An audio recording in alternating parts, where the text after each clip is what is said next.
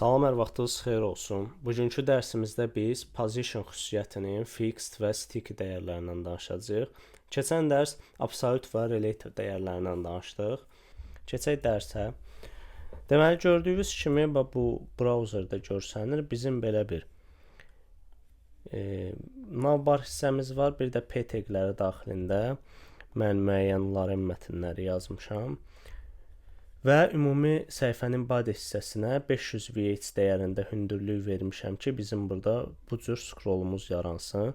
İndi bunların səbəbi niyə bu cür etmişəm, izah edəcəm. Keçək dərsə. Bizim navbar hissəmiz var. Navbar hissəsi nav taginin daxilində biz navbar klassı vermişik və bu klassın daxilində bir dənə logo hissəmiz var və URL-lərin daxilində linklərimiz var. Home, About, Service, Contact adında bir menyumuz var.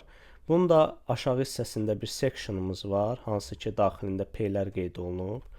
Dediyim kimi burada da ümumi body'yə mən hündürlük vermişəm 500 VH dəyərində. İndi bizim bu position fix dəyərini burada navbara tətbiq eləyəndə alacağımız görüntünü ilk növbədə sizə göstərim, sonra da bu barədə danışım. Biz əgər position fixed veririksə, gördüyünüz kimi burada görüntü balacalaşdı, çünki öz məzmunu qədər artıq yer tutur. Bu divi biz əvvəlki vəziyyətinə gətirmək üçün biz burada qeyd edirik ki, sənin width-in 100% olmalıdır. Bu cür etdikdə artıq biz əvvəlki görüntünü almış oluruq. Amma bir dənə məsələ var.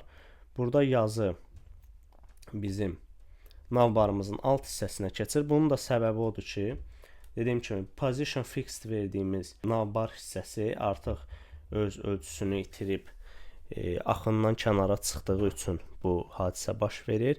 Biz bura gəlib desək ki, sən yuxarıdan 0 piksel qədər məsafəli olacaqsan, yəni onun yerinə tam dəqiq təyin etsək. Biz bura hara verdik? Düzgün yazılmayıb, ona görə 0 piksel. Artıq bizim görüntümüz avtomatik olaraq düzəldi. İndi baxın, position fixed-in əsas xüsusiyyəti budur ki, biz position fixed-i harda tətbiq eləmiş olsaq, həmin o görüntü ekranın hansı hissəsinə biz onu yerləşdirmişiksə, o hissədə də qalacaq tərpənməz şəkildə. Yəni biz burada bunu nə qədər yuxarı aşağı etsək də, o öz yerini orada qoruyacaq. Position sticky xüsusiyyəti də var ki, bu da ona çox bənzəyən bir xüsusiyyətdir. Gəlin aradakı fərqi görək. Baxın, bu vəziyyətdə heç bir fərq yoxdur. Amma bunun bir də bu vəziyyəti var ki, biz bura bir margin top dəyəri versək, məsələn 200 piksel kimi bir dəyər vermiş olsaq, belə bir görüntümüz əmələ gəlir. Bu görüntünün yəni səbəbi odur ki, bizim navbara biz dedik ki, sən yuxarıdan 200 piksel qədər məsafə saxla. Amma indi də burada stickinin əsas xüsusiyyətini indi görmüş olacaqsınız. Baxın, yuxarıdan aşağı yenirik. Biz gəlib burada top 0 dediyimiz üçün artıq yuxarıdan heç bir məsafə qalmadığı halda bu yuxarıya birləşir və beləliklə növbəti mərhələdə belə davamlı olaraq aşağı sürüşür. Amma gördüyünüz kimi aşağıda da scroll yarandı. Bunun da səbəbi odur ki, biz əgər sticky vermişiksə, hər hansı bir elementin positionuna width 100% istifadə etməməliyik. Sticky xüsusiyyəti də bu cürdür. Məsələn, biz bura tap 10 yox 50 piksel desək, yəni biz scroll eləyəcəyik aşağı, artıq əgər yuxarı hissə ilə 50 piksel qədər məsafə qalacaqsa, həmin anda bu görüntünü saxlayıb səhifənin sonuna qədər görüntünü saxladığı formada davam etdirəcək. Baxın, gördüyünüz kimi bu cür bir görüntü almış oluruq. Position stickinin də əsas istifadəsi bu formadadır. Yəni, biz əgər positiondan danışırıqsa, z-index anlayışından da, propertisindən də danışacağıq. Z-index nədir?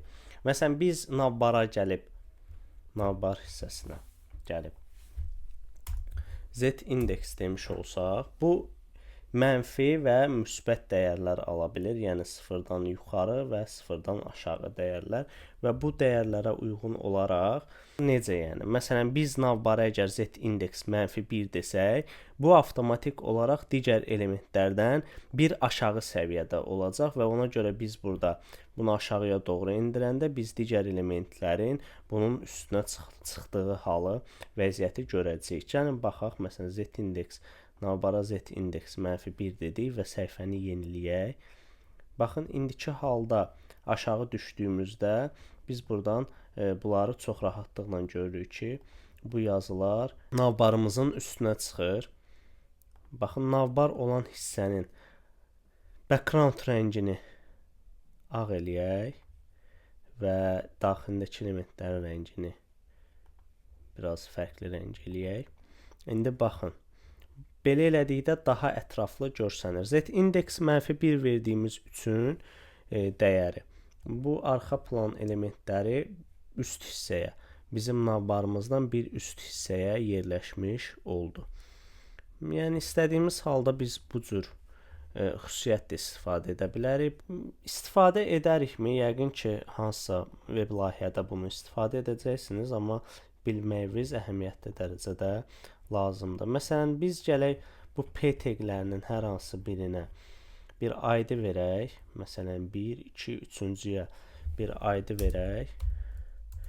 Buna special deyək.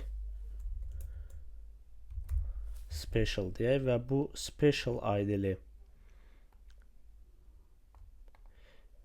P teqimizə burada gəlin müraciət eləyək.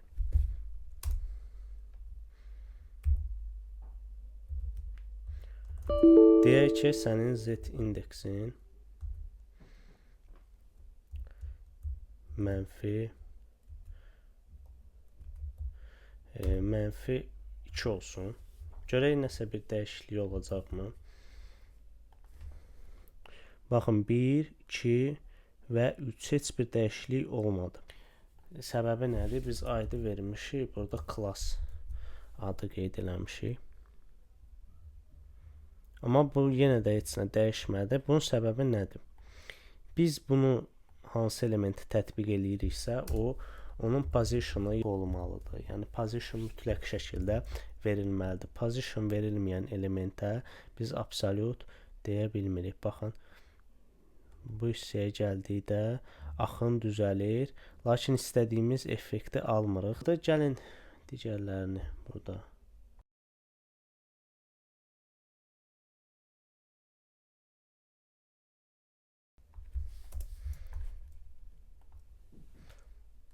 Gördüyünüz kimi artıq bizdə burada -1 verdiyimizə baxmayaraq